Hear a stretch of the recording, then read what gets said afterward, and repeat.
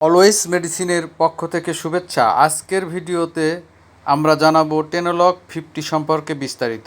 কোন কোন রোগের জন্য চিকিৎসায় ব্যবহার করা হয় এই মেডিসিন এবং বয়স অনুযায়ী খাওয়ার নিয়ম সব কিছু সহজ ভাষায় বিস্তারিত জানাবো, তাই ভিডিওটি শেষ পর্যন্ত দেখবেন। টেনোক্যাপ 50 হলো একটি এটেনোনল 50 mg গ্রুপের একটি ওষুধ। এটি মূলত উচ্চ রক্তচাপ বা হাই প্রেশার নিয়ন্ত্রণে ব্যবহার করা হয়। বর্তমানে অনেক মানুষ প্রেশারের সমস্যায় ভুগছেন। অনেক সময় মানুষ বুঝতেই পারে না যে তাদের প্রেশার বেড়ে গেছে। দীর্ঘদিন প্রেশার বেশি থাকলে হার্ট, কিডনি ও মস্তিষ্কের উপর খারাপ প্রভাব পড়তে পারে।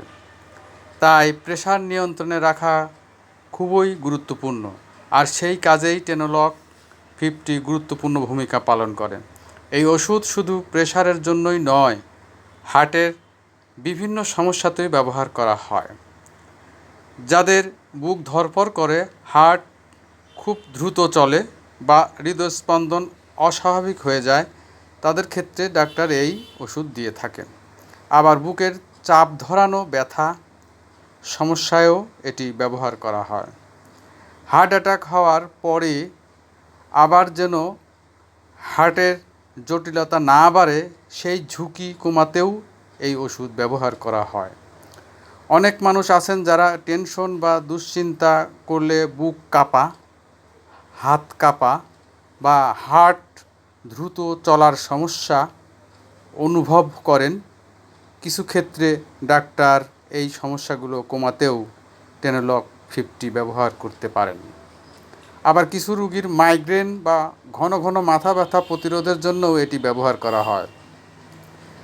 এখন প্রশ্ন হলো, এই ওষুধ শরীরের কিভাবে কাজ করে? টেনোলক 50 হার্টের গতি কিছুটা কমিয়ে দেয় এবং হার্টের উপর চাপ কমায়, ফলে হার্টকে অতিরিক্ত পরিশ্রম করতে হয় না। হার্ট যখন স্বাভাবিক গতিতে কাজ করে তখন রক্তচাপও নিয়ন্ত্রণে থাকে। এই কারণে এই ওষুধ প্রেশার বা হার্টের রোগীদের জন্য অনেক উপকারী। এই ওষুধের সবচেয়ে বড় উপকারী হলো এটি রক্তচাপ নিয়ন্ত্রণে রাখতে সাহায্য করে। প্রেশার নিয়ন্ত্রণ থাকলে স্ট্রোক বা হার্ট অ্যাটাক ও কিডনি সমস্যার ঝুঁকি অনেকটাই কমে যায়। এছাড়াও যাদের বুক ধড়ফড় ও অস্থিরতা থাকে, তাদের শরীরকে কিছুটা শান্ত রাখতে সাহায্য করতে পারে। হার্ট দ্রুত চললে সেটি স্বাভাবিক করতে সাহায্য করে, ফলে রোগী অনেক সময় স্বস্তি অনুভব করেন। টেনোলক 50 এর আরেকটি গুণ হলো এটি হার্টের অক্সিজেনের চাহিদা কমায়, ফলে হার্টের উপর অতিরিক্ত চাপ পড়ে না।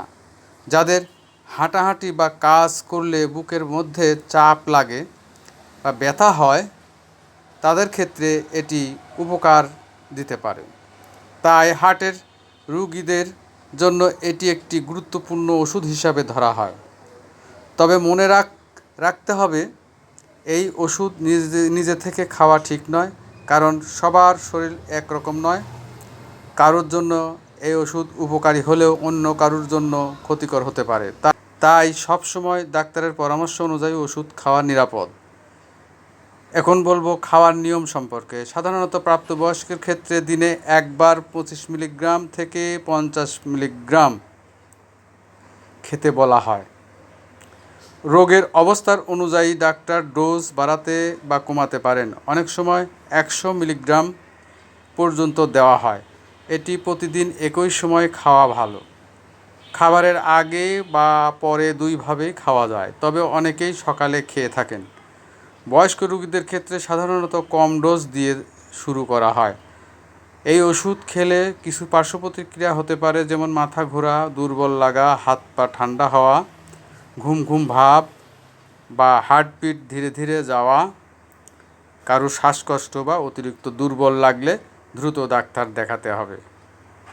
যাদের হাঁপানি, ডায়াবেটিস, খুব কম প্রেশার বা কিডনির সমস্যা আছে, তারা অবশ্যই ডাক্তারের পরামর্শ নিয়ে এই ওষুধ খাবেন।